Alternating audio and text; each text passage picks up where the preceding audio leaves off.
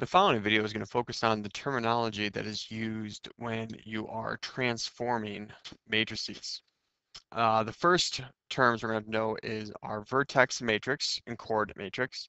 Now, the vertex matrix is the original matrix. It is the matrix that is made up of the vertices of the shape. And then the coordinate matrix is the matrix that moves the vertices. So the original matrix, the coordinates you're going to be given is called your vertex matrix, and the one that you use to move it is called the coordinate matrix.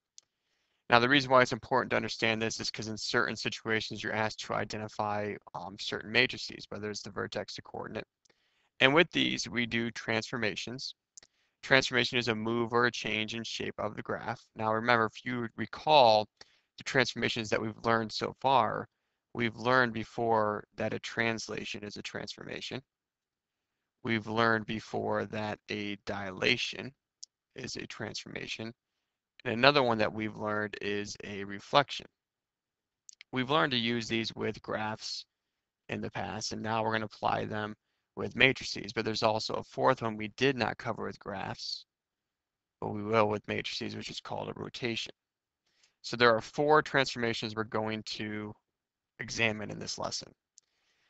Before you perform the transformation, we call the original image the pre-image, and then after the transformation, we call it just the image. So the original is the pre-image, the afterwards, after the transformation, is the image itself. So let's look at how we define each of these four transformations. A translation is a shift or slide. It's an up-down movement or left-right movement. A dilation stretches or shrinks a graph in shape. It enlarges it or reduces it. Reflection is when you flip the image. In the past, we've reflected over the x-axis and the y-axis, and we're going to look at a third one as well with matrices. And then a rotation is turning the image. And when we are rotating matrices, we are focusing on rotating in a counterclockwise direction. So these are the terms that you need to be familiar with before you move on into the rest of the lesson.